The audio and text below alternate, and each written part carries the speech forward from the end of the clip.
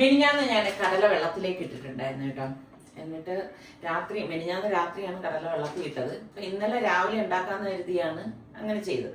പക്ഷെ ഇന്നലെ രാവിലെ ആയപ്പോഴേക്ക് ഞാൻ നോക്കുമ്പോൾ ഫ്രിഡ്ജിൽ കറി ഇരിപ്പുണ്ടായിരുന്നു. അപ്പൊ പിന്നെ ഈ കടലക്കറിയും കൂടി വെച്ചിട്ട് എല്ലാം കൂടി അധികം ആണ്ടല്ലോ എന്ന് വിചാരിച്ചിട്ട് ഞാൻ എന്ത് ചെയ്തെന്നോ, ആ കുതിർന്ന കടലയെ വെള്ളമെല്ലാം മാറ്റി കളഞ്ഞിട്ട് ഫ്രീസറിലേക്ക് സിപ്ലോ കവറിലാക്കി ഫ്രീസറിലേക്ക് വെച്ച്. ഇത് വേവിച്ച കടലയല്ല, കുതിർത്ത കടലയും. അപ്പൊ ഇതൊരു ടിപ്പും കൂടിയാണ്.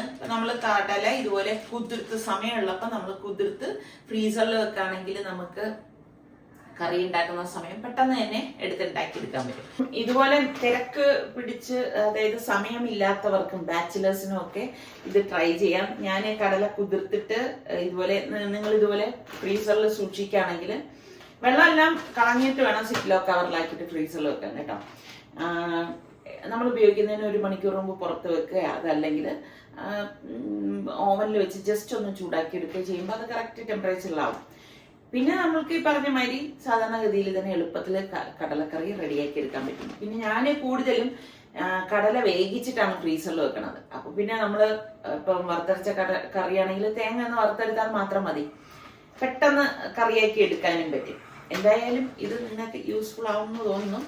അപ്പൊ ഇന്ന് വളരെ പെട്ടെന്ന് റെഡിയാക്കി എടുക്കാൻ പറ്റുന്ന ഒരു കടലക്കറിയാണ് ഉണ്ടാക്കുന്നത്. ഇതാ ഞാനിവിടെ ഒരു സവാളയും കുറച്ച് വെളുത്തുള്ളിയും 1 പീസ് ഇഞ്ചി എടുത്തിട്ടുണ്ട്. ഇതൊന്ന് നമുക്ക് ക്ലീൻ ചെയ്തെടുക്കാം. എത്രയൊക്കെ കത്തി ഉണ്ടെങ്കിലും എനിക്കുണ്ടല്ലോ ഈ ഇങ്ങനെയുള്ള കത്തിയാണ് ഇഷ്ടം. ശരിക്കും പണ്ടൊക്കെ ആണെങ്കിൽ കൊല്ലന്മാരുടെ അടുത്ത് പോയിട്ട് പറഞ്ഞ് ചെയ്യിക്കായിരുന്നു. പക്ഷെ ഇപ്പം നമ്മുടെ ഇവിടെയൊന്നും അങ്ങനൊന്നും കൊല്ലന്മാരും ഒന്നുമില്ല കേട്ടോ. ഇങ്ങനത്തെ കത്തിയാണ് എപ്പോഴും നല്ലത് എനിക്ക് കേട്ടാ. നിങ്ങൾക്കൊക്കെ എങ്ങനെ, ഇങ്ങനത്തെ കത്തിയാണോ? ഞാൻ ഇന്നാളെ ഒരു ദിവസം ഇതുപോലെ പറഞ്ഞാണേ മോഡേൺ കത്തിയാണോ നിങ്ങൾക്കിഷ്ടം എന്നൂടി പറയുക കേട്ടാ. ഇത് ശരിക്കും പറഞ്ഞാൽ നല്ല, നമ്മൾ ഷാർപ്പ് ചെയ്തെടുത്തു കഴിഞ്ഞാൽ നല്ല കത്തിയാണ്. പിന്നെ ഞാൻ എപ്പോഴും പറയത്തില്ല, ഇഞ്ചി വെളുത്തുള്ളി പേസ്റ്റൊക്കെ നമ്മൾ ഉണ്ടാക്കി വെച്ചാലും ചില കറികൾക്ക് നമ്മൾ ഈ ഒരു രീതിയിൽ തന്നെ എടുക്കണം, എങ്കിൽ മാത്രമേ നല്ല ടേസ്റ്റൊക്കെ കറിക്ക് ഉണ്ടാകത്തുള്ളൂ. എൻ്റെ കയ്യിൽ വെളുത്തുള്ളിയൊക്കെ പൊളിക്കുന്നുണ്ടെങ്കിലും ഇതുപോലെ അത്യാവശ്യത്തിന് 1 ഉണ്ട വെളുത്തുള്ളിയൊക്കെ അതൊക്കെ ഞാൻ കൈകൊണ്ട് തന്നെ ഇതുപോലെ പൊളിച്ചെടുക്കുകയുള്ളൂ കേട്ടോ.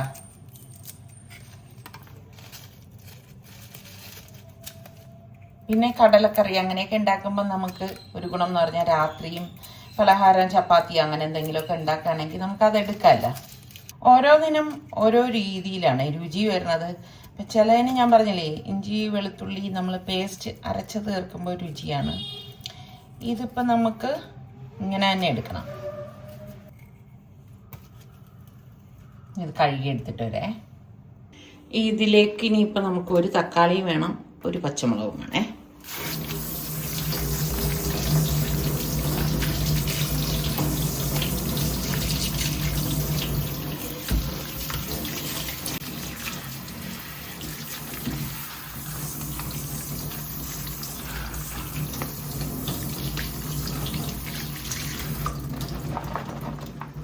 അതുപോലെ തന്നെ ഇതാ നമ്മൾ ഇതൊക്കെ പൊളിച്ചില്ലേ, അതിന്റെ വേസ്റ്റ് ഒക്കെ വിട്ടിട്ടുണ്ടെങ്കിൽ ഇപ്പൊ തന്നെ ഇതൊന്ന് മാറ്റിയൊക്കെ ഒതുക്കി വെക്കുകയാണെങ്കിൽ നമ്മളുടെ ആ ജോലി അങ്ങ് ഒതുങ്ങും. ഇങ്ങനെ ഓരോന്ന് ഒതുക്കി നമുക്ക് പോകാൻ പറ്റും. മിക്സിയുടെ അരയ്ക്കുന്ന ജാർ എടുക്കണേ. നമ്മൾ ഇഞ്ചി വെളുത്തുള്ളി പച്ചമുളക് ഇതിലേക്ക് ഇട്ട് കൊടുക്കാം. ഇഞ്ചി നമുക്കൊന്ന് കട്ട് ചെയ്തിടാം, ചിലപ്പോൾ അത് അരഞ്ഞ് കിട്ടാൻ ബുദ്ധിമുട്ട് വരും, കുറച്ച് വലിപ്പമുള്ളതുകൊണ്ടേ.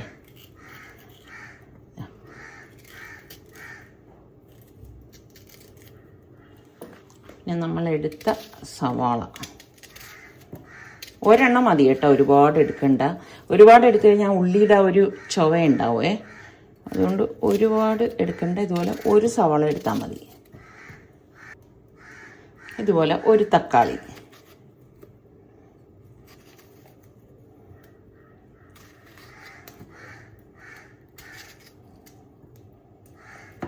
ഇനി നമുക്കിതിൽ പൊടികൾ ഇട്ട് കൊടുക്കാം. ഒരു 2 ടേബിൾ സ്പൂൺ മല്ലിപ്പൊടി ഇട്ട് കൊടുക്കണേ. പിന്നെ ഇതൊക്കെ നിങ്ങളുടെ എടുക്കുന്ന കടലയ്ക്ക് അനുസരിച്ച് എടുത്താൽ മതി. 1.5 table spoon Kashmiri chilli powder, 1 teaspoon garam masala പൊടി കേട്ടോ, 3/4 ടീസ്പൂൺ മഞ്ഞൾപ്പൊടി, 1 ടീസ്പൂൺ കുരുമുളക് പൊടി, പാകത്തിനുള്ള ഉപ്പ്. ഞാൻ എപ്പോഴും ഇങ്ങനെ ഉപ്പ് ചേർത്തിട്ട് തന്നെയാണ് റെഡിയാക്കുന്നത്. ഇനി ആദ്യം നമുക്ക് ഒന്ന് അരച്ചെടുത്ത ശേഷം വെള്ളം വേണമെങ്കിൽ ആ സമയത്ത് ചേർത്തിട്ട് അരച്ചെടുക്കാം കേട്ടോ. ഇത്രയേ ഉള്ളേ.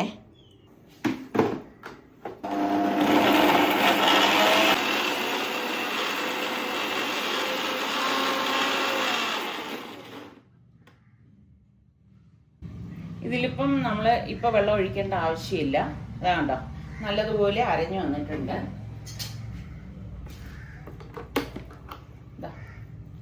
വേണമെങ്കിൽ ഇതുപോലെ സ്പൂൺ കൊണ്ടൊന്ന് ഇളക്കി കൊടുത്ത ശേഷം ഒന്നുകൂടി ഒന്ന് കറക്കിയെടുക്കാം കേട്ടോ.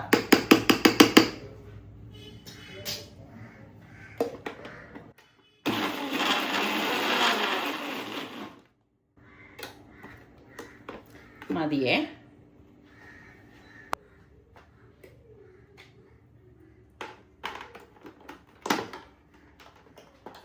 കുക്കറിലേക്ക് നമുക്ക് വെളിച്ചെണ്ണ ഒഴിച്ചു കൊടുക്കാമേ. വെളിച്ചെണ്ണ തന്നെ വേണം, എങ്കിലേ നന്നായിരിക്കത്തുള്ളൂ. എണ്ണയിലേക്ക് നമുക്ക് കുറച്ച് പെരിഞ്ചീരകം,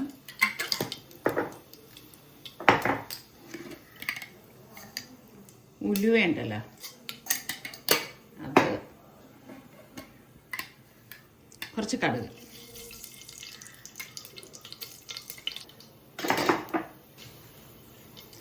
നമുക്ക് വറ്റൽ മുളകും കറിവേപ്പിലയും കൂടി ഇട്ടുണ്ട്.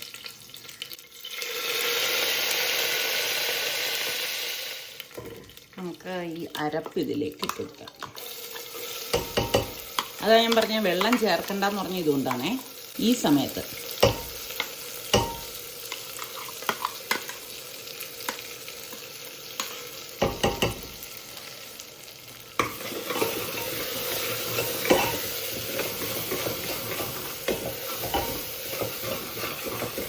ഈ അരപ്പിൻ്റെ ഒരു പച്ച ചോയൊന്ന് മാറണേ, അതൊരൊന്ന് ഇളക്കി കൊടുക്കാം.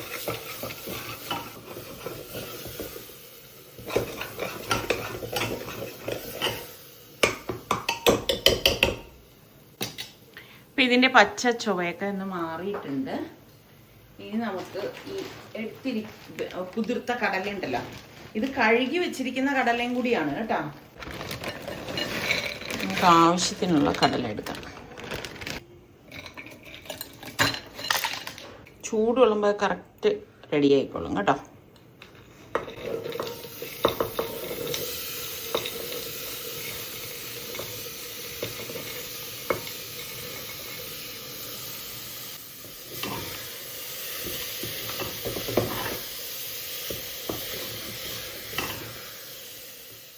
ഇനി ആവശ്യത്തിന് വെള്ളം നമുക്ക് ഒഴിച്ചു കൊടുക്കാമേ.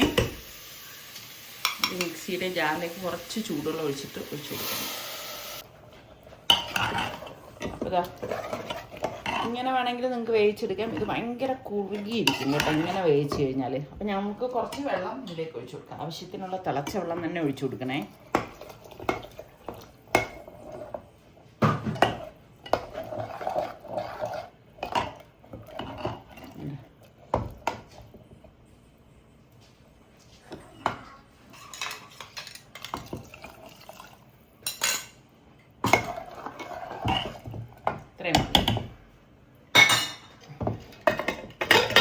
കുക്കർ മൂടിയിട്ട് വെയിറ്റ് ഇട്ടിട്ട് ഒരു 6-7 വിസിൽ വരെ ഇതൊന്ന് വേവിച്ചെടുക്കാം കേട്ടോ. കറുത്ത കടല ആയതുകൊണ്ടാണ് കുറച്ച് കൂടുതൽ ടൈം ഞാൻ വേവിക്കുന്നത്. അപ്പോഴപ്പോഴുള്ളത് നമ്മളിത് ഇതൊന്നും കഴുകി മാറ്റിക്കഴിഞ്ഞാൽ പിന്നെ ജോലി എളുപ്പമാവും.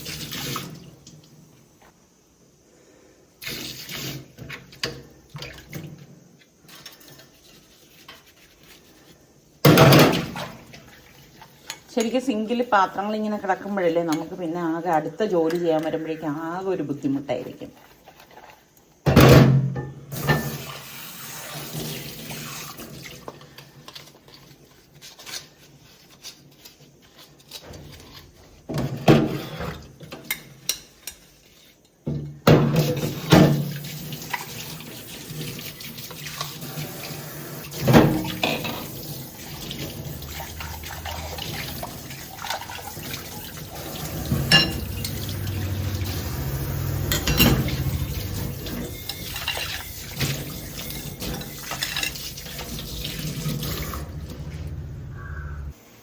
ഞാൻ പുട്ടാണ് ഉണ്ടാക്കാൻ പോകുന്നത്. അപ്പോൾ കടല എടുത്ത് ഇപ്പുറത്തോട്ട് വെക്കാം.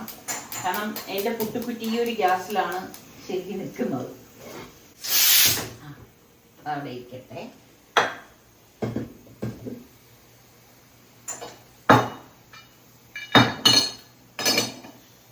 ഇനി നമുക്ക് പുട്ടിന് നനയ്ക്കാം.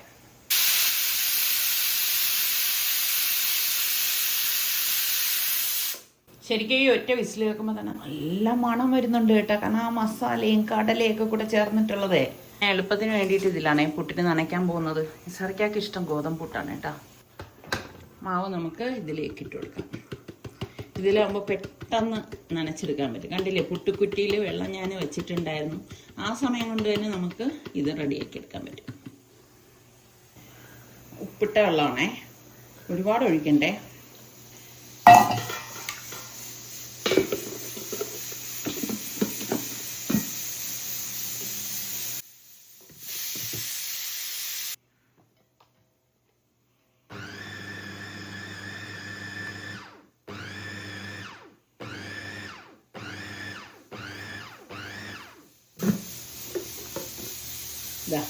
ഇത്രയുള്ള സംഭവം.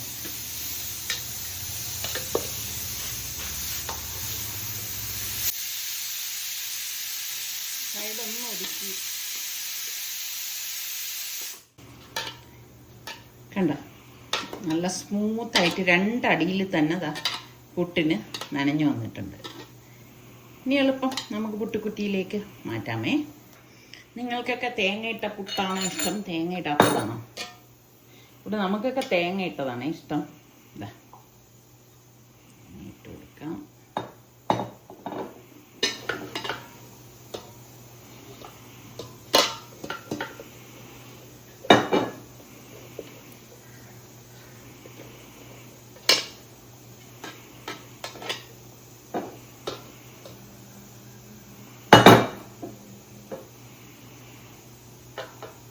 ഞാൻ നല്ലോണം തേങ്ങ ഇടും കേട്ടോ. നല്ല ടേസ്റ്റില്ലേ തേങ്ങ ഇട്ട പുട്ടെന്ന് പറയുമ്പോൾ.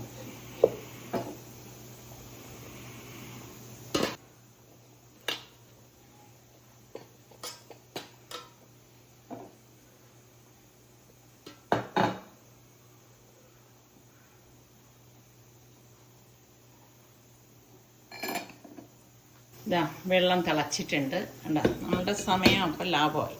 പുട്ടിനും വെച്ചു. എന്ത് ചെയ്യാൻ പോവാ മോള്?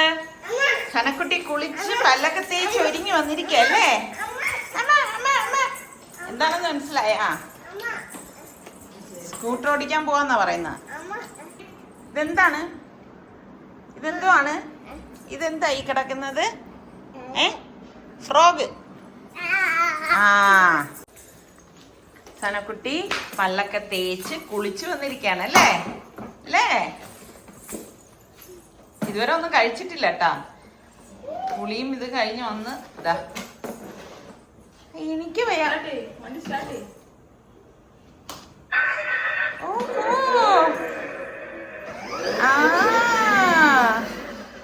ഓടിച്ചോ. പുട്ടിന് ആവി വന്നിട്ടുണ്ട്. അപ്പൊ ഇനി ഇത് മാറ്റാം.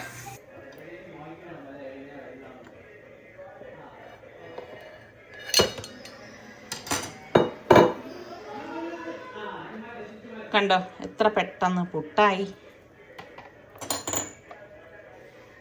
സ്റ്റീം പോയിട്ടുണ്ടേ.